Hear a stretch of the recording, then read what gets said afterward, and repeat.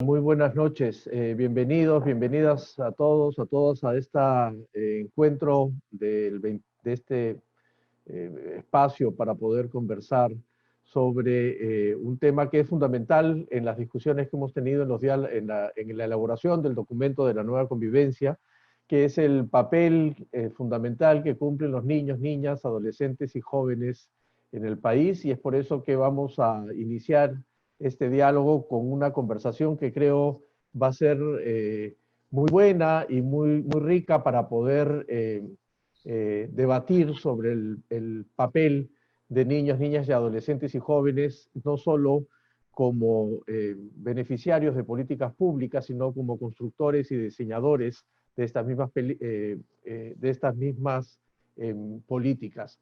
Particularmente, por supuesto, en el marco de esta epidemia, de esta emergencia sanitaria y de las medidas que se ha tomado por ello. Así que muchas gracias. Esto se está transmitiendo por Facebook Live, así que esperamos que podamos todos tener un buen diálogo esta noche. Quiero presentarles muy rápido a las personas que van a estar en el panel que me toca moderar, y empiezo por Adriana Urrutia Pozzi Scott, que es actualmente la directora de la Escuela Profesional de Ciencia Política de la Universidad Antonio Ruiz de Montoya, aquí en Lima. Adriana es magíster en Política Comparada por el Instituto de Estudios Políticos, Science, en París. Ha trabajado en el Ministerio de Desarrollo e Inclusión Social como asesora del despacho, también en el Ministerio de Educación. Y Adriana es además miembro de la Comisión de Ciencias Sociales, que ha estado tratando de darle el seguimiento a este tema de la dinámica del comportamiento social en el marco del COVID. Luego nos acompaña Eva Rodríguez. Eva es una adolescente que participa en la primera promoción de Girl COP 2019. Actualmente es activista, está haciendo su voluntariado ahí en Girl COP 2020, es integrante de esta acción, de esta asociación, y además tiene una enorme capacidad como para poder contarnos la experiencia desde el punto de vista de los adolescentes. Y finalmente nos acompaña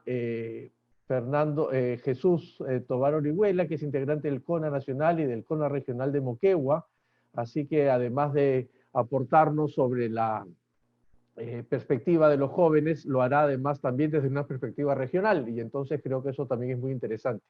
La dinámica del diálogo es una dinámica que tiene unas 3 secciones. Una primera en la que cada uno de los panelistas tendrá 10 minutos para poder contarnos algunas ideas y darnos unos insumos. Luego tendremos una segunda vuelta de 5 minutos y una tercera y última vuelta de 5 minutos, y allí tendremos alguna posibilidad para ir respondiendo a algunas de las preguntas que han llegado, y algunas de las preguntas que van a llegar, que yo trataré de organizarlas junto con el equipo de LUM, a quien le agradezco mucho su colaboración y su ayuda en esta mañana. Así que, sin más, en esta mañana digo, en esta tarde. Así que, sin más, empezamos. Muchas gracias, Adriana, Eva y Jesús, y arrancamos, Adriana. Muchas gracias, Ricardo. Muchas gracias al Lugar de la Memoria, la Tolerancia y la Inclusión Social por la oportunidad de compartir un trabajo que hemos hecho junto con Ricardo, con Pilar Collantes y con Manuel Burga, para narrar un poco la perspectiva de lo que hemos vivido en los últimos meses a raíz del COVID, ¿no? Es para mí un honor poder compartir este panel junto con Eva y con Jesús, y lo que yo voy a tratar de hacer es contarles un poco, este diagnóstico ya tiene tiempo, digamos que ahora los meses parecen años, y nosotros hicimos este diagnóstico a fines de abril, ¿no? Entonces lo que ha pasado en mayo y en junio es una cosa que espero que tanto Eva como Jesús puedan complementar esta mirada que nosotros tuvimos hace ya algún tiempo, ¿no? Entonces yo les quiero contar cómo nosotros fuimos analizando con mis colegas cuál era la situación de las niñas, niños, adolescentes y jóvenes, para poder elaborar un diagnóstico que sirviera al Ministerio de Salud a tomar medidas y entender cómo habían vivido estos actores la pandemia, ¿no? Entonces nosotros al principio nos habían pedido enfocarnos en un grupo específico que eran los jóvenes que estudiaban. Y estuvimos conversando y discutimos y llegamos a la conclusión que en nuestro país la mitad de la población tiene menos de 29 años, ¿no? Y que alrededor de 9% son niños entre 0 y 4 años, también la misma cifra entre niños de 5 a 9 años, y por igual, ¿no? Una cifra semejante, tiene entre 10 y 14 años. Y que 1 de cada 4 peruanos, 24%, es joven, ¿no? Entonces dijimos, en realidad hay dinámicas que hay que mirar que van más allá de jóvenes que están vinculados a una institución educativa, ¿no? Y entonces, nada, decidimos trabajar este grupo más amplio que incluye la niñez y la juventud en su conjunto, ¿no? Y empezamos por analizar cuál había sido el impacto del estado de aislamiento en los peruanos menores y qué había significado la cuarentena para estos actores, ¿no? Y entonces llegamos a 3 principales conclusiones. Se había transformado el uso del tiempo.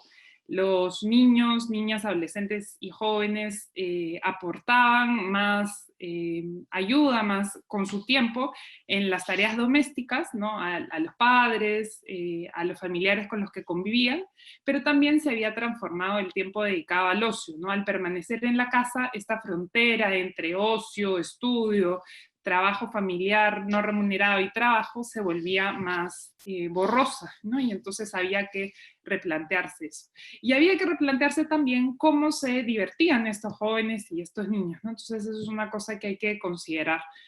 Luego, dada la virtualización de la educación, había desigualdades en el acceso a la educación a distancia, pero también la permanencia constante en el espacio doméstico debía ser vista porque, y las cifras han salido luego, se había incrementado la violencia doméstica y de género, ¿no? Y este es uno de los principales problemas para este grupo social y al cual ellos son particularmente vulnerables, ¿no? Entonces, después de ver, digamos, estas 2 cosas, nosotros dijimos, ya, pero ¿cómo analizamos el comportamiento de los jóvenes que además también son bien diferentes entre sí, ¿no? Y ahí pensamos que muchos de los jóvenes, en particular, trabajaban y había diferencias en sus trabajos, había un riesgo en su salud, y que además debíamos incorporar la variable territorial porque en nuestro país es bien importante para entender cómo son vividos los diferentes episodios sociales. Y frente a eso planteamos un concepto. El concepto es corredores de riesgo, ¿no? Nosotros hemos definido corredores de riesgo para este diagnóstico como las dinámicas de movilización asociadas a las actividades de sobrevivencia y evaluadas según el contagio que representan, ¿no? Sobre riesgo de contagio.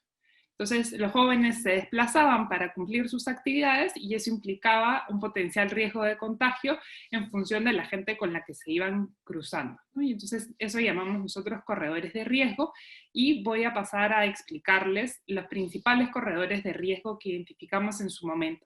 Que yo creo que ahora la discusión con, digamos, la relajación de la cuarentena, algunos de esos corredores se han podido perfilar, ¿no? Y hay que seguirlos mirando así para poder hacer un diagnóstico certero del riesgo que sigue implicando, ¿no? No porque se acabe la cuarentena es que se acaba el riesgo de contagio.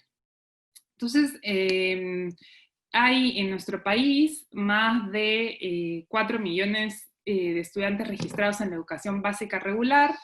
En educación superior hay 1.5 millones de jóvenes que asisten a la universidad y casi 400.000 que asisten a la educación técnica. La matrícula en estos casos es mayoritariamente urbana, pero también hemos observado que había diferencias en el acceso a la educación virtual, tanto por la conectividad, que depende y es muy diferente según se esté en el ámbito urbano o rural, incluso en el ámbito urbano hay diferencias en esta conectividad, pero también en cuanto a la diferencia de provisión del servicio. No hemos visto que la virtualización de las clases en una universidad pública no es lo mismo que en una universidad privada, y dentro de las privadas también hay una diferencia en cuanto a estos servicios, ¿no? Entonces, nuestro primer corredor eran los niños y jóvenes estudiantes. ¿Dónde se encuentran? Nosotros, al querer incorporar la variable territorial, una de las evidencias que usamos fue la territorialización de la presencia de los jóvenes, ¿no? Y acá lo que observamos es que se encuentran sobre todo en las zonas urbanas, en las capitales de provincia y en las capitales de región. El segundo corredor es, y los corredores, los dos corredores que voy a presentar a continuación están vinculados al trabajo, es el corredor que nosotros llamamos el corredor de riesgo laboral intermedio, que son los jóvenes que tienen un trabajo dependiente, ¿no? Y que representan 1.7 millones de jóvenes. 78% de estos jóvenes, a pesar de tener un trabajo dependiente, tienen empleos informales, y entonces ahí empezábamos a perfilar características vinculadas a la situación del empleo, ¿no? ¿Por qué? Porque la precarización del empleo implica también la transformación de la situación de los jóvenes en este contexto de pandemia, ¿no? Entonces, de estos jóvenes dependientes, la mitad, un poco más de la mitad, trabajan en empresas de menos de 10 trabajadores, alrededor de 500.000 están empleados o estuvieron empleados en rubros que siguieron operando, sobre todo en un contexto de cuarentena más rígida, ¿no? Entonces eso implicaba que 2/3 partes de los jóvenes dependientes habían visto sus actividades paralizadas, y eso era, digamos, uno de los principales desafíos, ¿no? Cómo reconectarse con la actividad económica, cómo mantener el trabajo, cómo seguir ahí trabajando, generando un ingreso para sus familias, ¿no?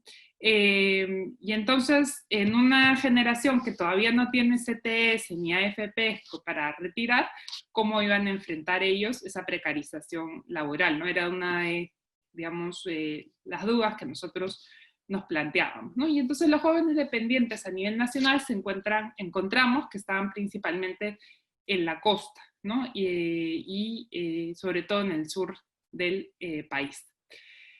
El tercer corredor es el que llamamos corredor de riesgo laboral indeterminado, porque eran jóvenes independientes cuyos desplazamientos, al tener un trabajo que era independiente, no teníamos, digamos, no se podía trabajar con las empresas para garantizar necesariamente seguridad.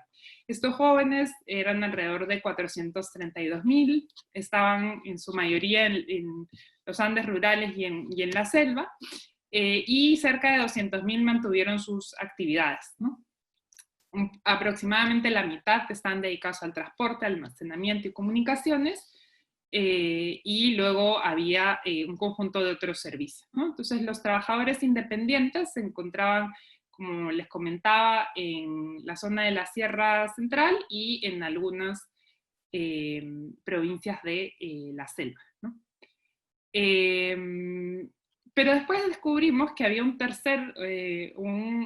corredor siguiente que nos parecía que en realidad reflejaba la compleja situación de la juventud en nuestro país, y era el corredor que estaba asociado a los cuidados familiares, jóvenes que son pacientes de enfermedades crónicas y jóvenes que trabajan en el hogar, y los jóvenes que se conocen como los jóvenes ninis, que ni estudian, ni trabajan, ni buscan empleo. Entonces, los TFNR, como se les dice a los jóvenes trabajadores familiares no remunerados, son 549.000, ¿no? Que trabajan principalmente en agricultura y ganadería. Los jóvenes ninis son casi 1 millón de jóvenes, ¿no? Y este grupo ha ido creciendo en los últimos años, representa el 60% de la población económicamente inactiva. Entonces es un grupo que hay que particularmente mirar en el diseño de políticas públicas, ¿no? Y otra cosa que nos llamaba la atención es que 41% de los jóvenes ninis era mujer, madre, con hijos menores de 5 años, o con máximo 5 años, y son 91%, ¿no? De esas madres ninis tienen hijos de temprana edad. ¿Dónde están los ninis? Pues esencialmente en la región de Loreto y de Ucayali, ¿no? Entonces nos parece que hay que ahí tener una atención particular. Adriana, tenemos que ir cerrando, perdón, tenemos que ir cerrando, ya estamos en el tiempo casi. Perfecto, sí. Luego nosotros incorporamos el territorio como determinante de riesgo y a partir de este diagnóstico que les acabo de señalar, incluimos algunas recomendaciones que tenían que ver con estos perfiles de corredores, pero sobre todo porque nos parecía que hay, digamos, si tuviéramos que escoger una de las recomendaciones, nos parecía que había que trabajar en la reducción de la violencia para los niños, niñas, adolescentes y jóvenes y en la atención de salud mental para limitar la vulnerabilidad de este grupo en el escenario de la cuarentena y posterior a la cuarentena, ¿no? Eso es. Muchas gracias, Adriana. Le damos paso a Eva para que pueda tener sus 10 minutos para presentar. Ya no veo a Eva.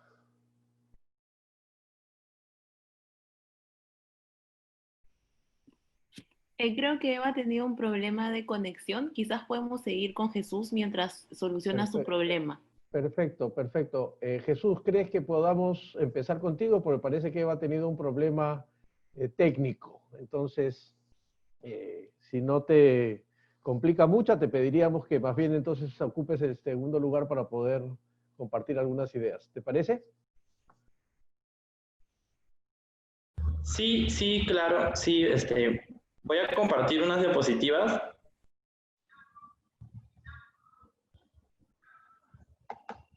Sí.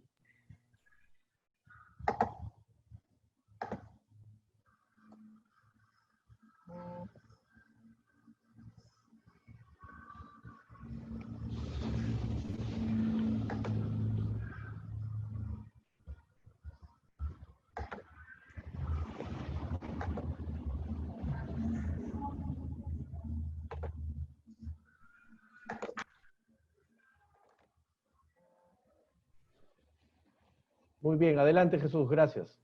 Ok. Bueno, no sé por qué no se abren, pero... bueno, aquí están. ¿Sí las pueden visualizar?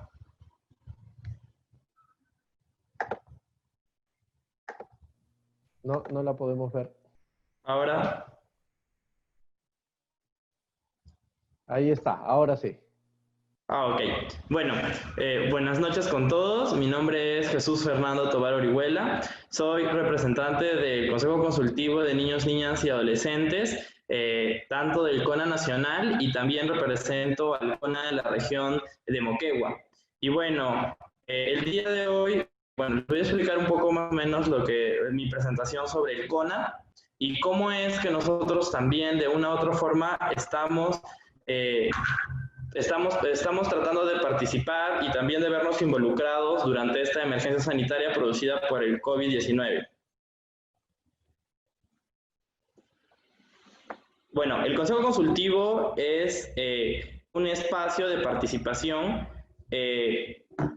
creado para que los niños y adolescentes puedan participar y ser incluidos en propuestas de políticas públicas y también participen de una forma activa con las autoridades de los distintos estados de gobierno, ya sea el gobierno central, gobiernos regionales, gobiernos provinciales, en este caso las municipalidades provinciales y las municipalidades distritales, que también podemos encontrar dentro de nuestro país.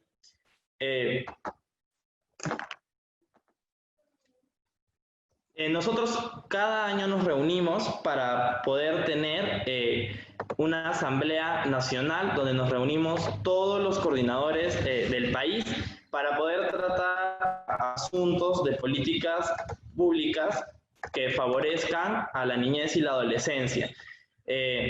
Nosotros, por ejemplo, generar un programa denominado Involúcrate para que la sociedad se sensibilice y diferencie, comprenda y se involucre en la prevención de la trata de personas y el ESNA, ¿no?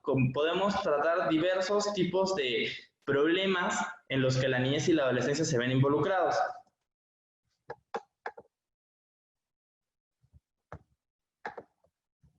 Bueno, el CONA también ha asumido diversos compromisos y bueno, en la Asamblea General pudimos asumir los siguientes compromisos que fue difundir información sobre la trata de personas con la diferenciación del grooming y sexting mediante las redes sociales en sus respectivos fanpage o las páginas de los CONAS, ya sea tanto regional, provincial y también en la página del CONA nacional, para saber qué hacer ante esta situación.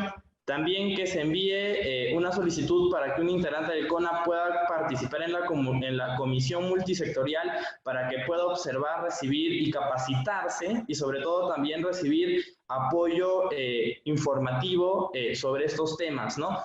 Los CONAS y los representantes de los CONAS es un gran avance que se está viendo, es que están participando en diversas mesas, en diversos espacios de gobierno, ya sea en la mesa de concertación de la lucha contra la pobreza, en la comisión multisectorial para la niñez y la adolescencia. También tengo entendido que se participa en mesas de ambiente. El año pasado hubo un encuentro que justamente se trató también sobre cambio climático, y en diversos espacios que se les puede facilitar a los niños y adolescentes para que puedan participar. También tratamos sobre la violencia de niños y adolescentes, y también tuvimos algunos compromisos, ¿no? Que son la activación del fanpage del CONA Nacional con la elaboración de material de difusión, videos, revistas, entrevistas, enfocando la prevención y rechazo de todo tipo de violencia, ¿no? También se prepararon algunas propuestas que se tienen que presentar a los gobiernos regionales y a los gobiernos municipales, provinciales o distritales para poder cumplirlo, ¿no? Y también aquí tenemos una propuesta nacional que se le propone al Ministerio de Educación incluir en el diseño curricular nacional un espacio de trabajo especializado en la adolescencia llamado orientación social integral. Todas estas propuestas se han podido recopilar de todos los integrantes del CONA Nacional que nos hemos reunido en febrero de este año, antes de que inicie la pandemia, y pues pudimos llegar a la conclusión a todos estos compromisos y a todas estas propuestas. En base a la desnutrición, también lo pudimos hacer. En el gobierno central, pues la articulación de las políticas públicas en los sectores de salud, educación, MIDIS y MIM para fomentar una alimentación saludable en las instituciones educativas, ya sean públicas o privadas, porque sabemos que ambas instituciones existen lo que son los comedores, los kioscos, y siempre los estudiantes de una u otra forma consumen sus alimentos aquí. Y qué mejor que ya sean instituciones particulares o estatales reciban la misma guía, ¿no?, de alimentación saludable. En el gobierno regional y en el gobierno local también hay estas propuestas que también pudimos recopilar. Una de ellas era promover espacios de articulación mediante programas macrorregionales, ya que no nos podemos reunir siempre en Lima. Qué mejor que unirnos las regiones que estamos más cerca, ¿no? Y así crear también las mesas macrorregionales, generar aliados en diferentes medios de comunicación. Nosotros sabemos que miembros activos de estos espacios de la niñez y la adolescencia, muchos medios de comunicación nos abren las puertas para poder dar nuestros puntos de vista, lo que nosotros podemos hacer. Entonces, qué mejor que también tener alianzas con estos para poder, así de una u otra forma, poder fomentar lo que hacemos, ¿no? El trabajo que los CONAS hacen. Generar alianzas en los diversos medios de comunicación, la focalización de alimentos saludables, entre otros. Luego también podemos tratar, los compromisos, y también hablamos sobre el embarazo adolescente. En el gobierno central pudimos llegar a las propuestas de exigir la implementación del tema de educación sexual integral en la malla curricular a nivel secundaria, además de talleres de cómo planificar nuestro proyecto de vida. También de descentralizar la información sobre prevención y apoyo a adolescentes embarazadas en todas las regiones del país, y exigir a los gobiernos regionales que cuenten con un centro diferenciado para atención de adolescentes, ya que lo más común es que a veces cuando hay este tipo de casos se juntan los casos de niñez y adolescencia tal vez con los casos de mujeres maltratadas, de casos de adulto mayor, y pensamos en el CONA de que estos casos de niños y adolescentes se deben de tratar de una forma diferenciada y darle también la importancia que ésta requiere. En el gobierno regional también tenemos estas diversas propuestas hacia los gobiernos, ya sea regionales, municipales, sobre todo el trabajo con las demunas y las comudenas, las campañas en los colegios, la difusión, la implementación y bueno, las capacitaciones en los centros educativos, que es muy importante también no solo basarnos en la educación cultural, sino también recibir esa información sobre estos temas que son muy importantes para la adolescencia y para toda la población. Bueno, los compromisos también aquí tenemos sobre las capacitaciones informativas y empoderamiento sobre temas de educación sexual para todos los niños, para todos los adolescentes de las instituciones públicas y privadas. También hablamos del alcoholismo y de la drogadicción, que podemos ver que, bueno, esta es nuestra propuesta, el aumento del impuesto por parte del Ministerio de Economía y Finanzas en las ventas de bebidas alcohólicas, es una propuesta para el gobierno central. Para el gobierno regional y local, incluir al PRAIA en una meta y resultado esperando sobre la disminución del alcoholismo y drogadicción, promover la creación de una ordenanza municipal en la que se prohíbe la venta de alcohol en niños, niñas y adolescentes. Sabemos que esta ordenanza existe en algunas provincias o en algunas regiones, pero no en todas.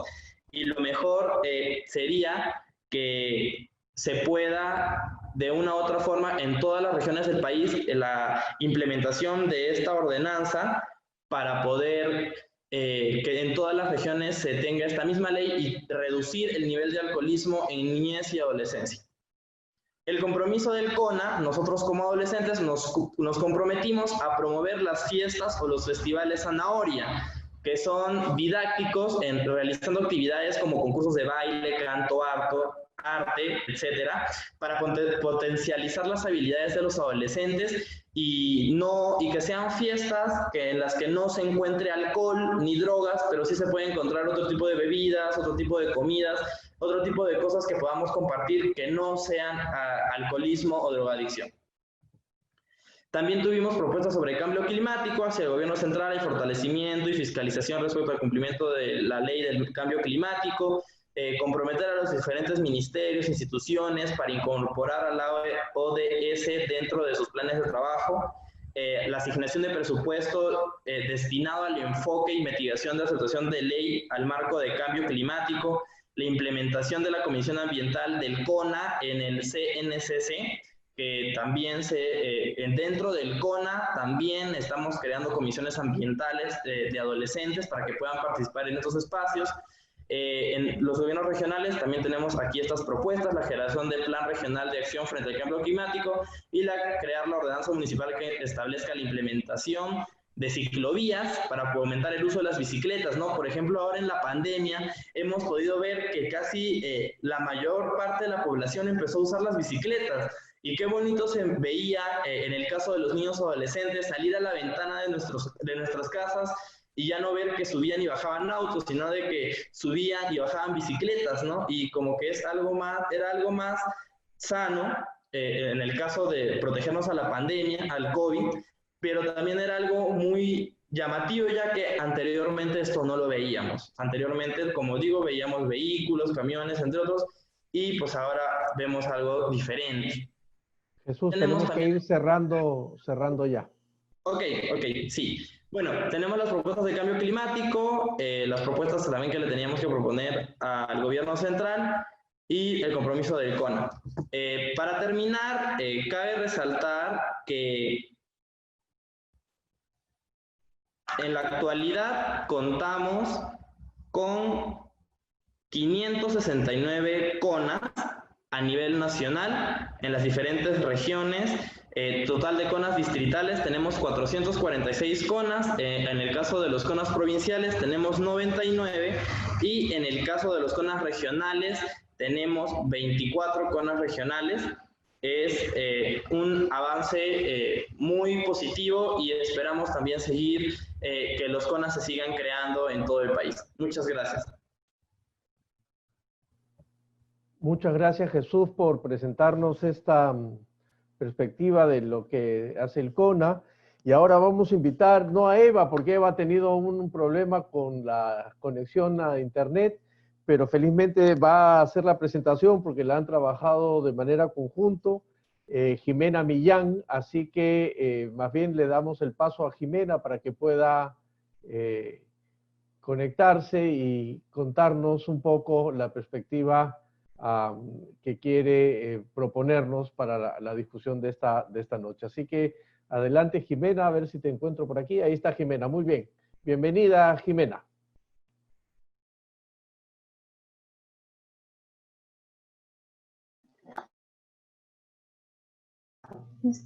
Buenas noches, muchas gracias. ¿Me dan un momento para proyectar un rato las diapositivas, por favor?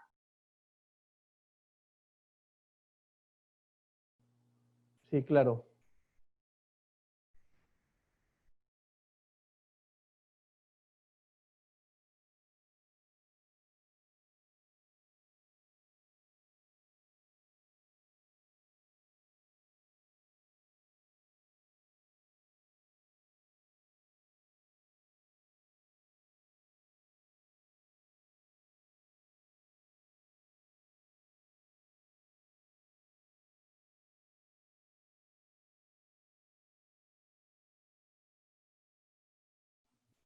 Bien, entonces,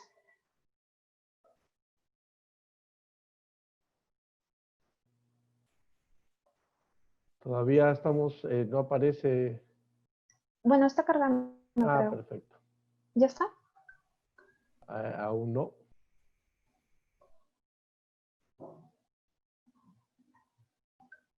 Mm,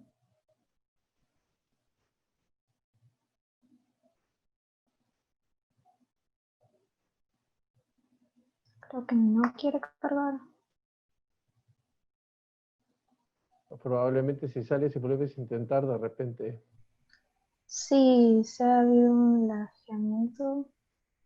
Bueno, desde acá creo que se puede observar algo. Ahí está, ahora sí salió. Muy bien. Ya, a ver, ya veo. Entonces, hoy día venimos en representación de tres colectivas, por así decirlo. Primero, Girl of Perú, que se trata de un programa donde se intenta empoderar a las niñas a través del liderazgo, niñas y adolescentes de 3 a 17 años, para formar la próxima generación de líderes del país. El año pasado hubieron 70 niñas que conformaron la promoción del 2019 y este año son 100 niñas ya a nivel nacional que ya están conformando esta nueva promoción 2020. Luego también venimos en representación de Papayita Informa, que ha sido una colectiva nacida en el proyecto, bueno, en el marco de Girl of Perú en el año 2019 y bueno, ahora la estamos dirigiendo Samantha, yo y Eva, ¿no? Básicamente es sobre salud sexual y reproductiva y sobre todo salud menstrual.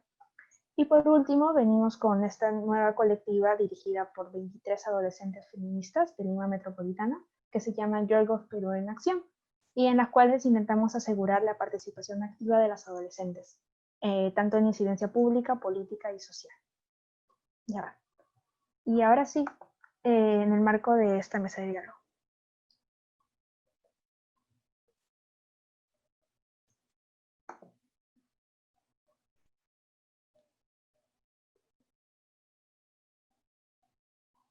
Lo siento, mi internet es un poco lento.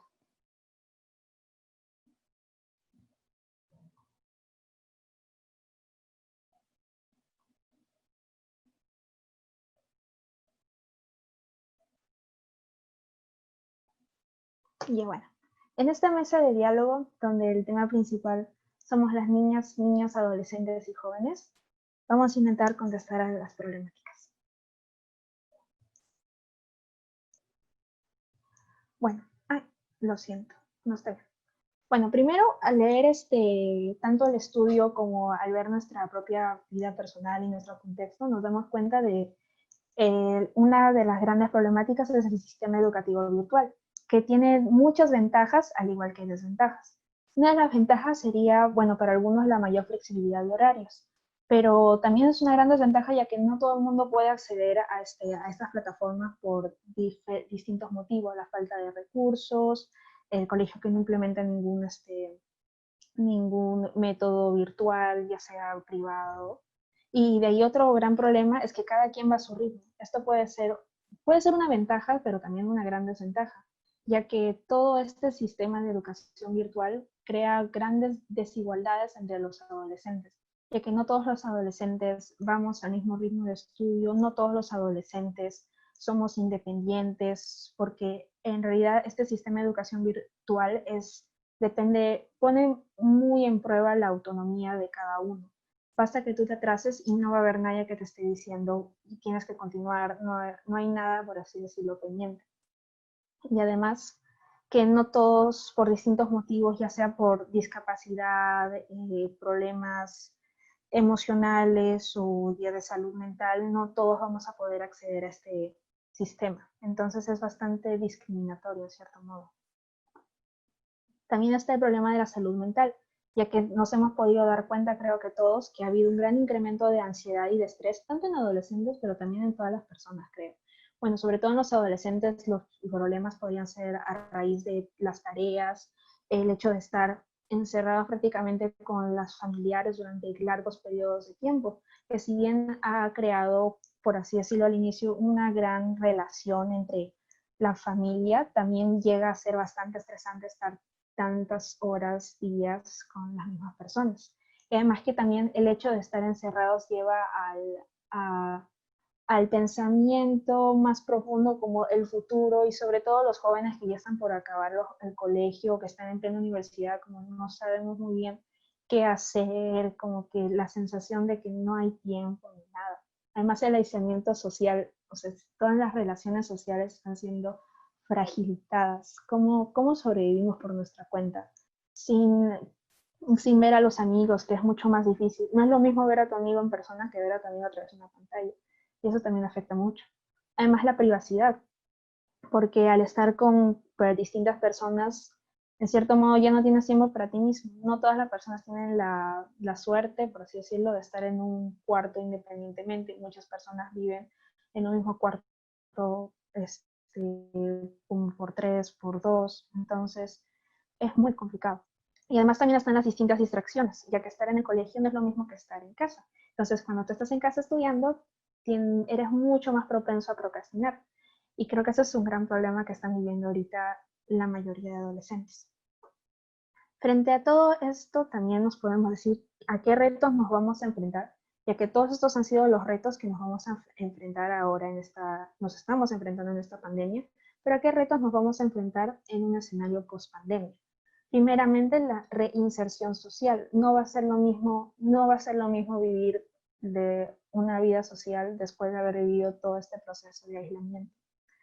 Van a haber un montón de fragilidades igualmente a nivel educativo, un montón de lagunas en ciertas materias y que va a ser muy difícil ponerse al día. Además, no se han tomado en cuenta en todo este proceso de virtualización de estudio el tiempo para actividades extracurriculares. Siempre se suele pensar que todos tenemos que que solamente existe el colegio, cuando en realidad existen muchas más cosas y no se está priorizando eso.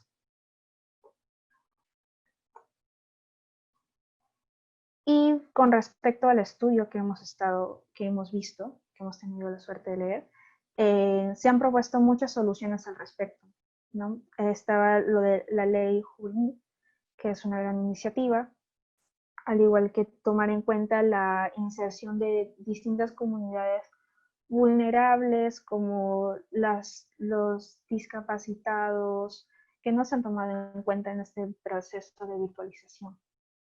Y bueno, ahorita cada colectiva está más o menos viendo la forma en la que intenta actuar frente a todo este contexto de pandemia. Desde Papayita Informa, que va más sobre salud sexual, se ha intentado hacer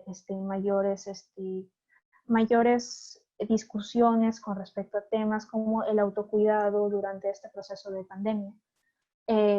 Pero ya va más por el lado de YourGov en Acción. Se ha ido trabajando cómo se han visibilizado tantas violencias en este proceso de cuarentena, cómo tanta gente está siendo violentada, pero no solamente a nivel físico, sino también a nivel mental, cómo todo este proceso está creando también un cierto daño mental y que hay mucha gente que necesita ayuda en estos momentos y qué podemos hacer. Y Bueno, creo que eso sería todo. Gracias. Muchas gracias, Jimena, por presentarnos la propuesta del colectivo y poner en discusión algunos temas. Yo quiero proponerles en la segunda vuelta, que tienen 5 minutos cada uno, más bien hacer una cosa mucho más dinámica y ver si podemos reaccionar un poco a lo que nuestros colegas del panel nos han dicho, reservar los últimos 5 minutos para ver cómo vamos entrándole a las preguntas. Así que, Adriana, ¿cómo podemos reaccionar a estas propuestas tanto del CONA como del colectivo Papayita, Informe y GirlGov que nos ha presentado Jimena y Jesús respectivamente? ¿Qué te parece? ¿Por dónde hemos acertado un poco en nuestro informe o no tanto?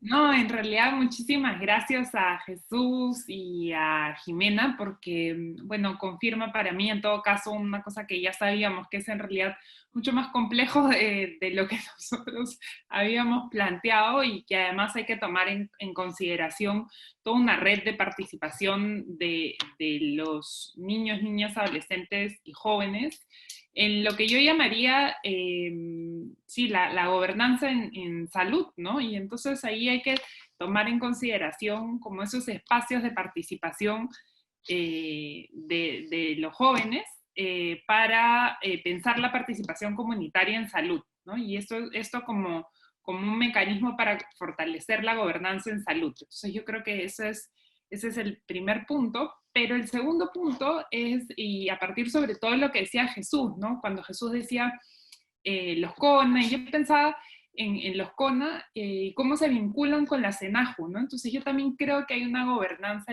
de la juventud que existe y que hay que pensar, pero hay que vincular esa gobernanza de la juventud y digamos, las instituciones públicas que trabajan con juventud para vincularlas a esto que llamaremos la gobernanza en salud, ¿no? Y lo otro es que me parece bien interesante y que creo que debemos aprovechar y poner más en valor es esta idea de la puesta en agenda de varios temas, ¿no? Escuchando tanto a Jimena como a Jesús, yo pensaba, claro, o sea, hay una necesidad ahí de acción que no debemos perder y que debemos ver cómo son los mecanismos para generar ese diálogo, para promover 3 temas que creo que estamos todos de acuerdo que son fundamentales, ¿no? El primero es la violencia hacia los peruanos más jóvenes, el segundo es el tema de salud mental, y eso es clave porque, digamos, en términos de país todavía estamos digamos, con políticas que deben ser fortalecidas, y el tercero es el de salud sexual, ¿no? Y por eso creo que Papayita Informa es clave, pero no es suficiente para toda la tarea que hay que hacer, ¿no? Y lo último es que, ya solo para cerrar, es esta idea de que veníamos discutiendo, ¿no? En el grupo, y que creo que el ejemplo sobre todo el CONA nos muestra es que es posible, ¿no? Articular diferentes sectores de gobierno, o sea, lo que el CONA ha hecho con el MIMPI y el MIDIS, por ejemplo, es una muestra concreta que se puede trabajar en articulación intersectorial, pero también a nivel de articulación intergubernamental, ¿no? A nivel de los diferentes niveles de gobierno, y por eso me parece bien interesante que el CONA trabaje a nivel local, pero también regional, y esta plataforma que ha creado a nivel nacional, ¿no? Entonces, esos son sin duda lecciones desde la sociedad civil que debemos poner digamos, en valor desde la gestión pública. Gracias, Adriana. Jesús, en ese sentido, una de las cosas que siempre se discuten es que, así como las regiones reclaman algo de centralismo del Estado Nacional, dentro de las regiones también parece que esto se replica de alguna manera, y entonces se centraliza en la capital de la región, del departamento, y allí se genera, digamos, una tensión. ¿Cómo están tratando de resolver ustedes desde el CONA esto para atender estos puntos de agenda que has planteado y que Adriana ha tratado de englobar en esta noción de gobernanza, ¿no es cierto?, de forma como nos organizamos y entramos a este juego de organización? Ok, bueno, algo que me faltó al inicio era agradecer el espacio que LUN nos ha brindado y bueno, ¿no? También un gusto en conocerlos a la señorita Adriana. Y bueno, sí, ¿no? Bueno, como sabemos, el CONA es impulsado por el MIM, por el Ministerio de la Mujer y Poblaciones Vulnerables. Y el SENAJU y los COREJU son impulsados por el Ministerio de Educación. Sí, tal vez en algunas actividades los CONAS y los COREJUS, tanto regionales, se puedan encontrar, pero de una u otra forma no trabajamos tan juntos, porque también somos de diferentes edades. Los COREJUS creo que son para jóvenes y el CONA es para niños y adolescentes. Pero cabe resaltar de que sí se podría también de una u otra forma articular algunas actividades que tengamos en la mira ambos, ¿no? Por ejemplo, podemos trabajar, bueno, en el caso de aquí de la región Moquegua, en la mesa de concertación de la lucha contra la pobreza participa el coordinador del CONA y participa la secretaria regional de Juventudes. Y como somos jóvenes o como somos un poco contemporáneos, a veces la mesa nos delega algunas actividades para nosotros, para que las podamos hacer ambos, ya que somos un poco contemporáneos y casi somos espacios similares. Bueno, también resaltar que el MIRIS interviene en algunas actividades regionales, ya que ellos son los que hacen el acompañamiento siempre a los CONAS, ya sean regionales, en algunos casos provinciales y en algunos casos también distritales. Antes de la pandemia, antes de que inicie, incluso los CONAS contaban con visitas de los especialistas del MIRIS. Es como decir que tal vez un especialista podría venir a visitarme para poder impulsar los CONAS en los distritos o algunas actividades, pero por esto de la cuarentena no. Así que, ¿cómo se está haciendo esto? Se están realizando las reuniones virtuales de los CONAS, ya sean regionales, provinciales o distritales, con los especialistas del Ministerio de la Mujer y Poblaciones Vulnerables, que son los que también de una u otra forma nos facilitan, bueno, el MIM es el que nos facilita a nosotros todo tipo de información, ¿no? Y sobre todo también nos impulsan a las actividades que de una u otra forma nosotros acordamos bajo acta en la sesión, en la Asamblea Nacional que tuvimos como CONA Nacional. Y de una u otra forma también tratamos de, como dijo el señor Ricardo, tratamos de hacerlo ya sea en los diversos CONAS regionales, provinciales y distritales, ¿no? Para que todos de una u otra forma trabajemos los mismos puntos y tratemos de acabar, o de una forma, desde la vista de los adolescentes, contribuir con las propuestas de solución para estos problemas que a nosotros de una u otra forma nos afectan, ¿no?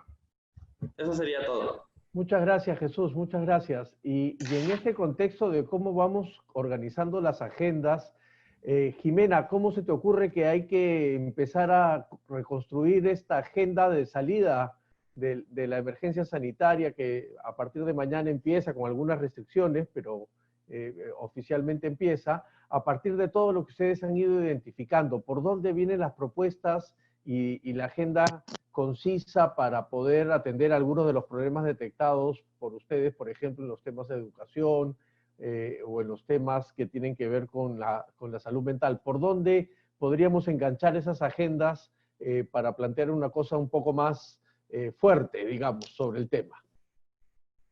Primero tenemos que tomarlo desde una perspectiva adolescente. Si vamos a cómo reinsertarnos como adolescentes en este periodo de post-pandemia, perdón. Primeramente habría que identificar los centros educativos, ya que es a lo que principalmente todos los adolescentes estamos viendo. Hay que tomar mucho en cuenta hay que hacer una evaluación para empezar de todo lo que se ha perdido y ganado durante este proceso de educación virtual.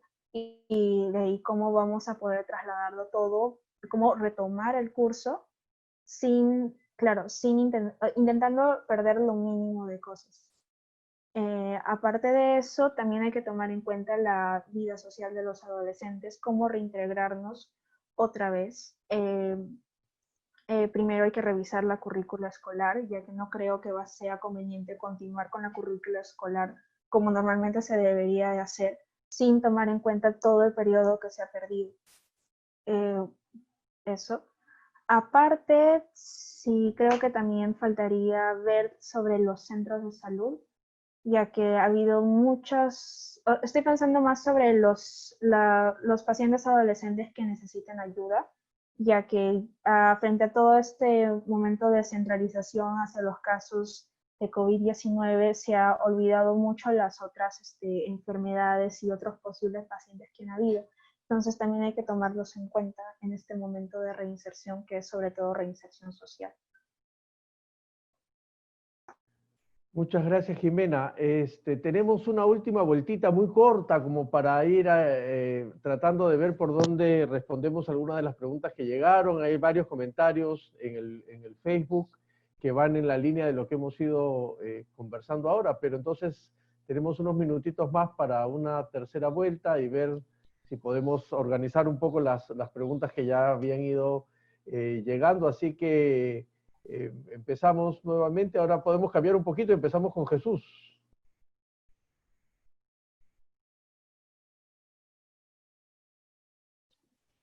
¿Me escuchan? ¿Sí?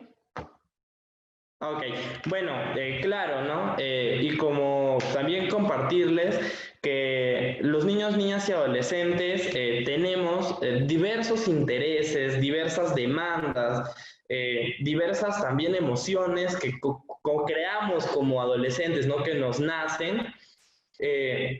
Y hay una diversidad de infancia y adolescencias en todo el país. Entonces se tendría que trabajar de una u otra forma un enfoque generacional y de diálogo también entre niños y adultos, ¿no? Como lo decía, ¿no? Hay espacios en donde nosotros también como adolescentes nos juntamos con adultos, podemos intercambiar cosas con ellos, como por ejemplo en las mesas, ¿no? En el caso de la Mesa de Concertación de la Lucha contra la Pobreza, el CONA tiene la oportunidad de relacionarse con adultos, representantes de la Policía Nacional, del Centro de Emergencia Mujer, de diferentes ministerios, y más es por ese lado. La esencia que el CONA tiene es al derecho a la participación. El CONA, uno de sus principales ejes es que los niños, niñas y adolescentes, su voz pueda ser escuchada y se pueda fomentar su participación activa, ¿no? Como por ejemplo, los derechos de los niños y adolescentes no están en cuarentena. No es que inició el COVID y nuestros derechos quedaron ahí y los adolescentes y los niños a sus casas porque son vulnerables y ya no pueden participar.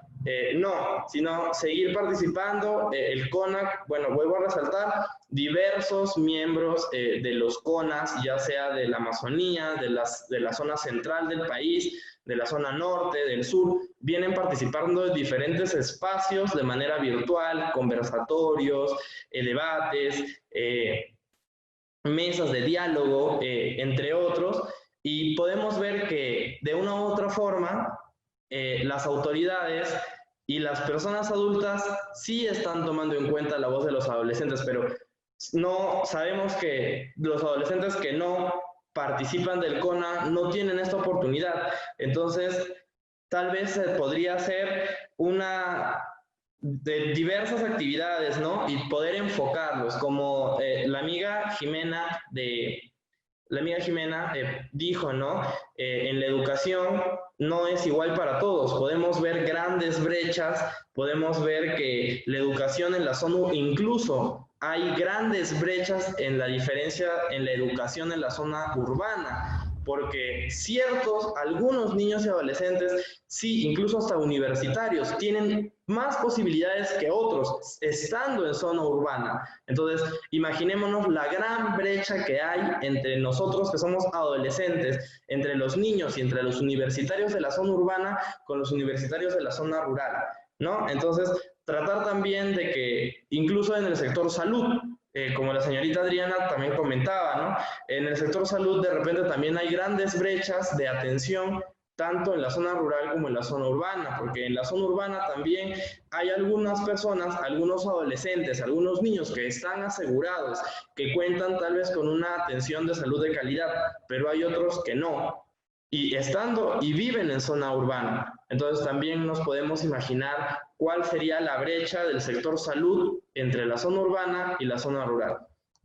Y bueno, ¿no? Recalcar que el CONA siempre está dispuesto a participar, nada de nosotros, como decimos, sin nosotros. Las políticas públicas deben hacerse con la participación siempre de niños y adolescentes, porque somos los que vamos a vivir esas políticas que las autoridades están por aprobar, somos los que nos vamos a ver beneficiados o perjudicados, como por ejemplo el Ministerio de la Mujer y Poblaciones Vulnerables propone, ¿no? Propone el modo niñez, que es una ley, o en este caso las ordenanzas de cada estado de gobierno que va a beneficiar a los niños, a los adolescentes, y los diversos ministerios también deberían trabajar este tipo de políticas y también considerar las consultas de niños y adolescentes.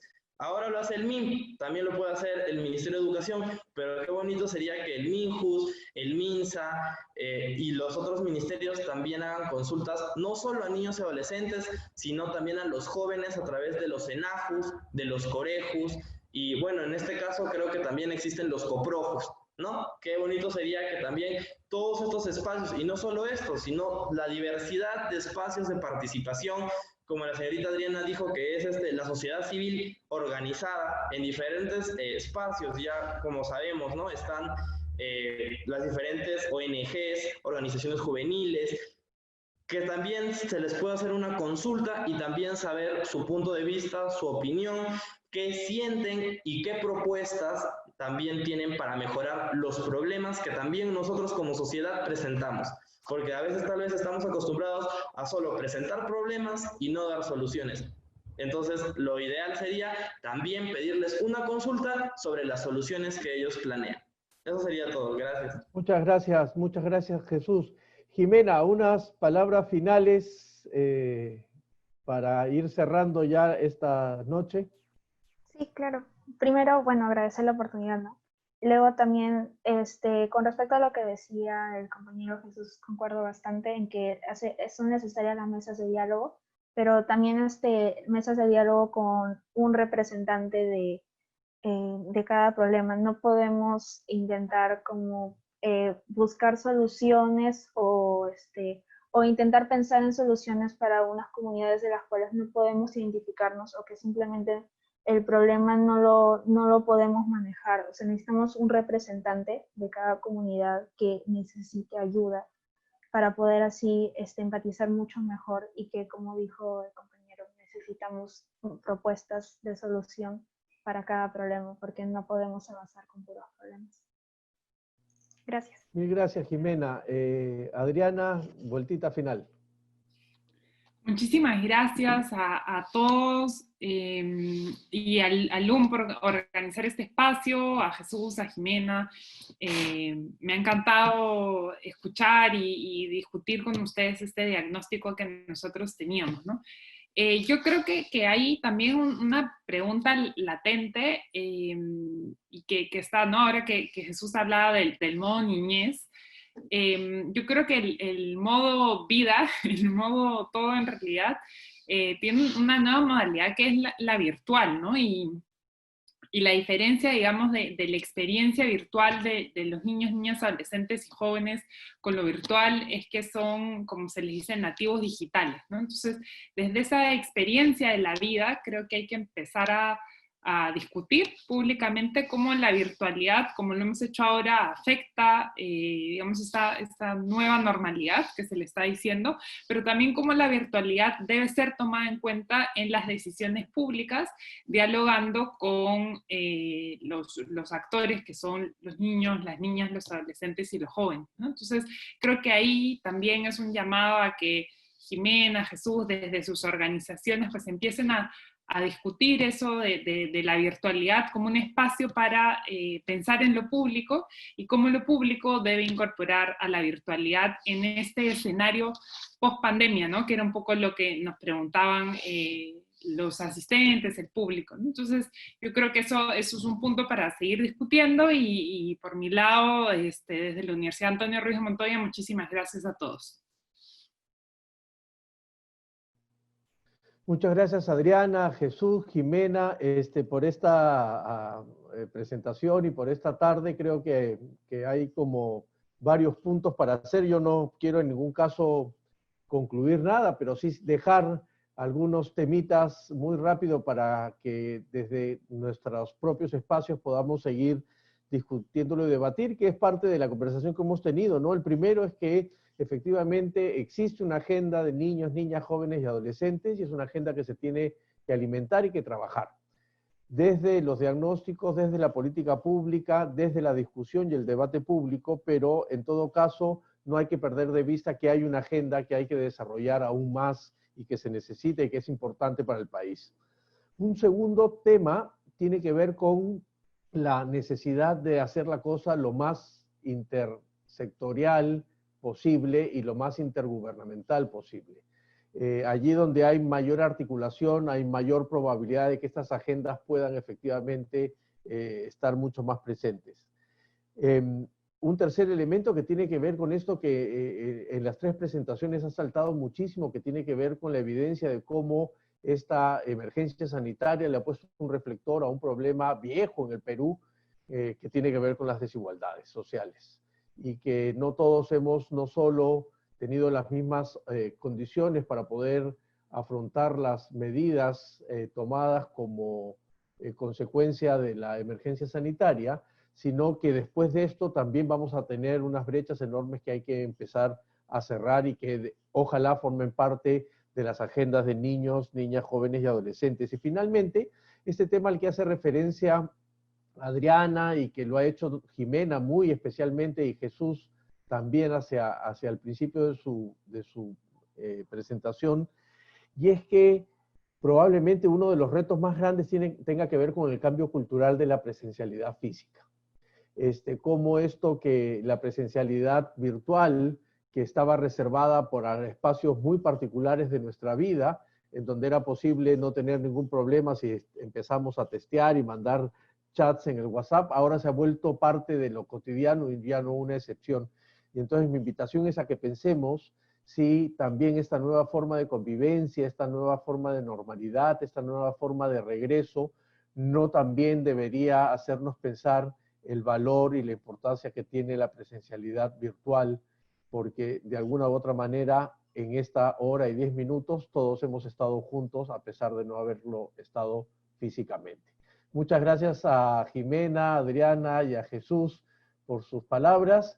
Muchas gracias a todos los que nos han acompañado y por supuesto a LUM por haber acogido todo este gran periodo de diálogos y de discusión. Muy buenas noches, muchas gracias.